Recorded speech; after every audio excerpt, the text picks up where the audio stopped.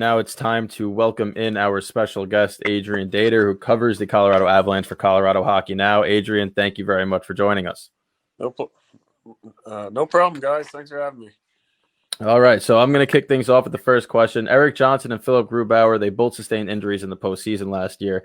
What's the latest regarding their health and availability next season? I think it's all systems go. Anytime camp starts, I think they'll be ready to go. I know Grubauer is ready.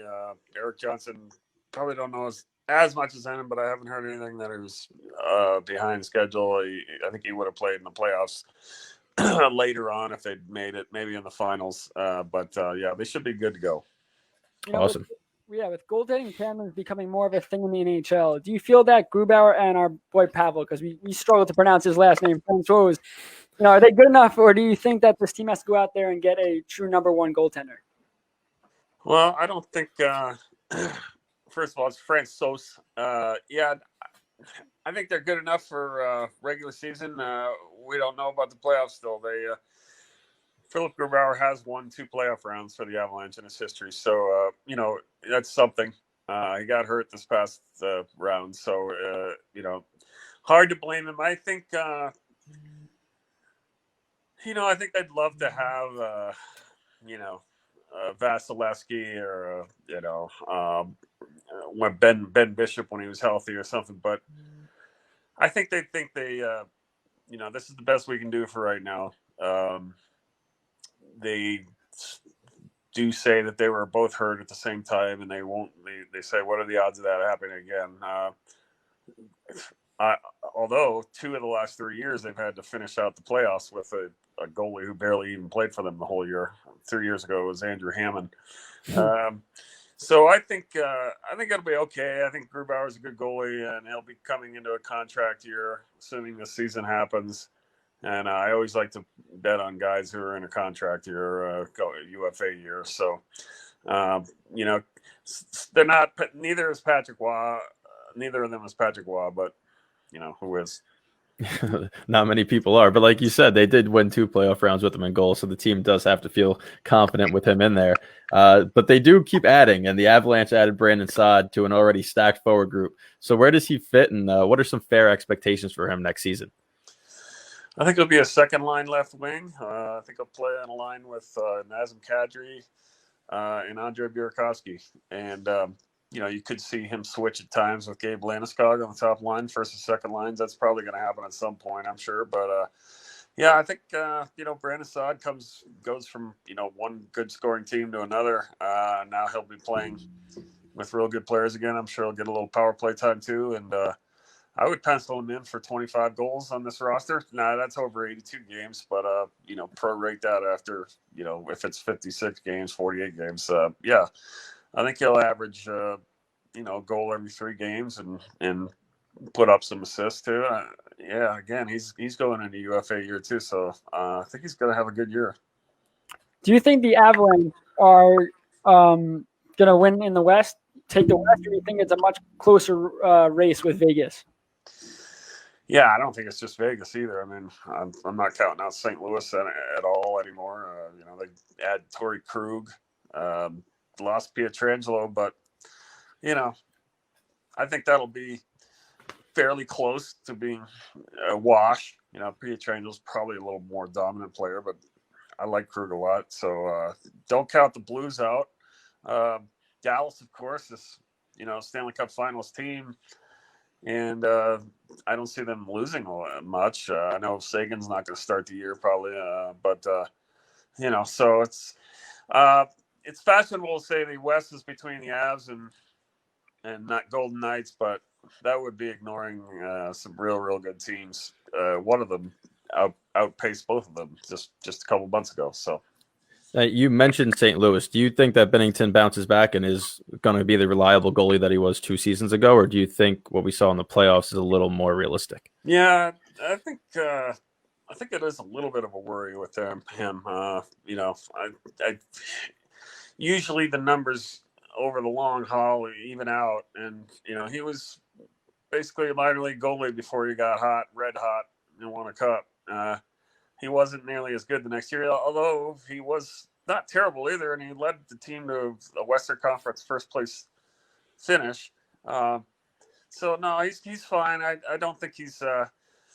I think he may have. He had great timing when he had his unbelievable run. So he got a good contract and hasn't been as dominant since. But I think he'll be all right. One more thing on Binnington is the fact that he doesn't have Jake Allen to bail him out, and we saw how well Jake Allen played despite playing a career low games. Do you think he can handle it as just he's the go-to guy? That's the biggest thing. Yeah, well, he was the go-to guy, and they got off to a real good start. But he struggled some in the second half. Again, I think he'll be fine. I mean, if not, then they'll find another goalie. They always seem to find somebody in St. Louis who's a pretty good goalie. I mean, they've got such good defense, and the defense is arguably not as good as it was, especially with the loss of Jay Bobeister. That was a big loss for them. So, but it's still a real good team, tough to score on. Plug in a lot of guys, and they're going to have pretty good goaltending numbers in St. Louis. Yeah, definitely. And you kind of segued it to our next question with the position defense. And most of our listeners are Islanders or Rangers fans, and they're very familiar with Devon Taves, and the Colorado Avalanche add him. So what is your take on that trade and the extension that followed? Well, it's a real good one for the Avs. I know giving up 2 second-round picks can be expensive. We don't know what they'll turn into, but that was a good pickup for the Avs. They wanted to move Zadorov and get something for him, and they did. They got Saad, and now they replaced Zadorov with even more, which is a really good young 20-minute munching defenseman who played on an Eastern Conference Finals team for a great defensive coach and probably learned an awful lot from him. All accounts say he's going to get even better, and he's going to get a lot of ice time here, and I expect him to be in the top 4 before too long up here. And they lucked out getting him. That was one of the benefits of being way under the cap, and that was one of the fruits of that. They won't be under that much anymore, but they did get a guy like Taves who can play for another 8 to 10 years here easily, and that's a real big pickup. Yeah, I mean, for Islander fans, we watched him in the playoffs, and he wasn't his best. He made some boneheaded plays, but you guys in Colorado are getting a very good defenseman. Like you said, they're projecting him to get better, and he got a nice contract. The last thing we'll ask you is, we're hearing a lot about when this season is going to begin, and different people are saying different things. What have you heard about a potential start date for 2021, and are there discussions between the league and the PA Player Association trending in the right direction?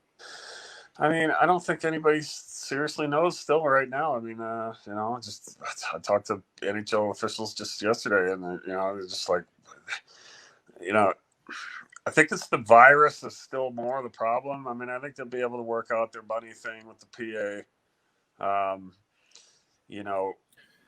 but that doesn't help things either. The fact that the NHL now wants more money. It's not a great look for them, but on the other hand, the owners can say, "Well, look, we're a gate-dependent league, and I'm sorry, but we just can't do it because of the virus. We can't, just throw out another, go through another long period of hockey where we're paying for arenas and all that comes with it, and we're not getting any money back. So it's." The stupid virus is, just wiped everything out. Hopefully with these vaccines starting to be administered really quickly, maybe that'll give the NHL a little more breathing room to say, okay, we know help's on the way soon. They may have to inoculate the players first, even though that'll look terrible public relations wise, but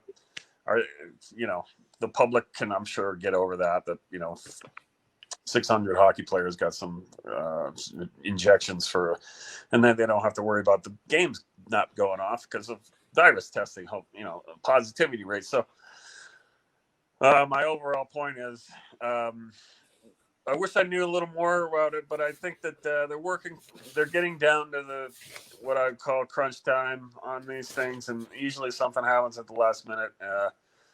And I think we'll have some announcement like within a couple weeks. I do expect there to be a season.